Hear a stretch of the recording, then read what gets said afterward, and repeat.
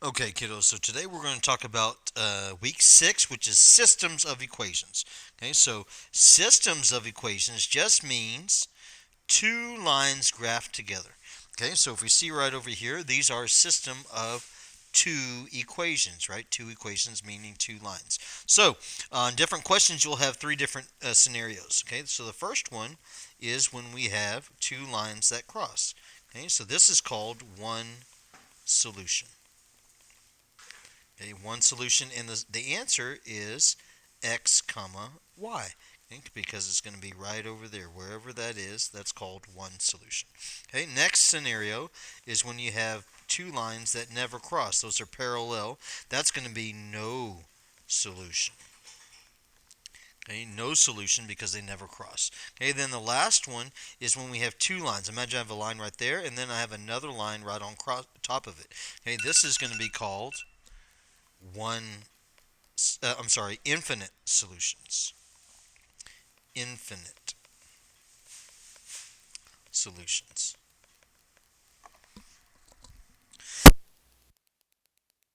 Okay, so we have those three scenarios right there. Okay, so we have infinite solutions when we look at just one line.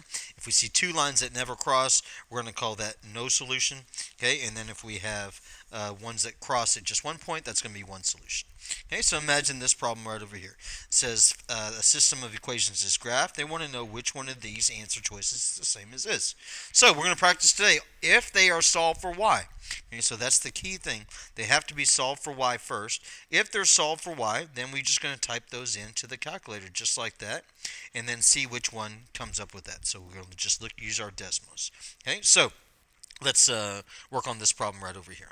Okay, so if we have that problem right over there, all we would do is we would type in we would use our Desmos. Okay, so I would try this one right here. I would type those in and then see if the graph is the same. It would not be the same. Okay, then I would try these and they wouldn't be the same. So then I would get down to J. I would type those in, right? So I'm going to type that first one into the first line. I type the second one into the second line, and then I see the graph, right? So if that's 0 and that's -5, that's 0 and -5, I can see that that is the same graph. Okay, so that's all we have to do on that is just type it into Desmos. Okay, so that would be our correct answer on that one would be J. Okay, so next let's keep it moving. All right, next linear inequalities. Okay, so these are systems when we see the inequality symbol, right? When we see something like this. And we'll know it because it's shaded.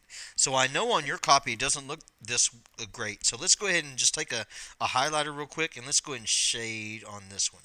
So shade that one on that. Okay, then we're going to shade over here on this one just so you can see it darker on your piece of paper. Okay, we're going to shade over here. Okay, and then we're going to shade over here.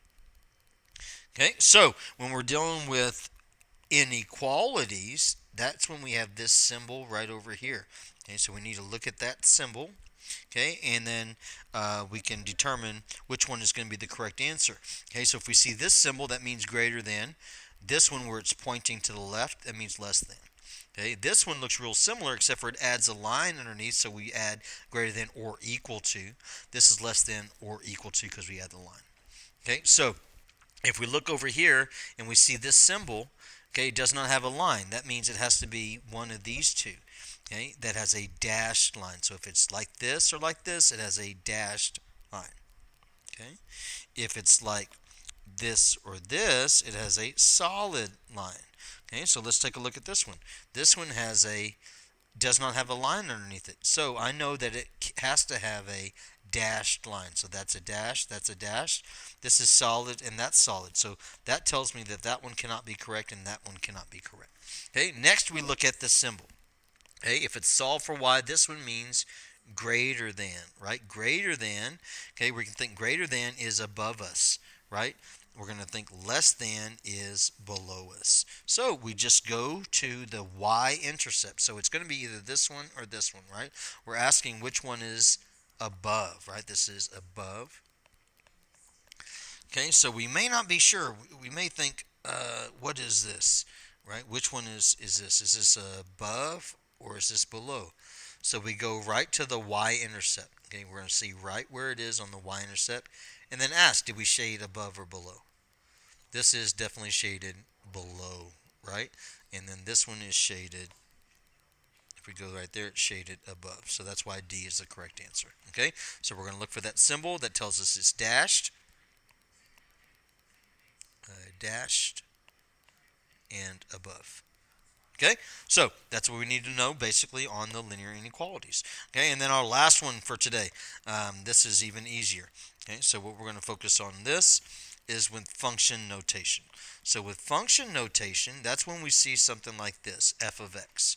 Okay, so all you have to do is if they're given this, you're going to type it into the first line, and then you're going to type that into the second line, and it gives you the answer right there. Okay, so if we look at this one right over here, this problem, okay, so we're just going to type that into our first line, okay, just like we talked about over here, and then this one's not showing up, but the second line we're going to put in our question. Okay, so go ahead and do that, find the answer, and you'll be set. All right, so let's take a look at the next page. So keeping that in mind, on this next page, I want you to go through these four and then type your answer in and see if it's correct. Okay, so if you're not sure how to approach that, let me know. I'll give you a hint on this one. Okay, and then this one, you know how to do that. It says which graph represents the system that has no solution.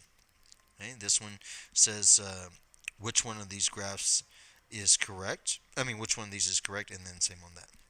Okay, and then we have just our practice on this page over here, and then on this page over here. Okay, so let's practice those and let me know if you have any questions.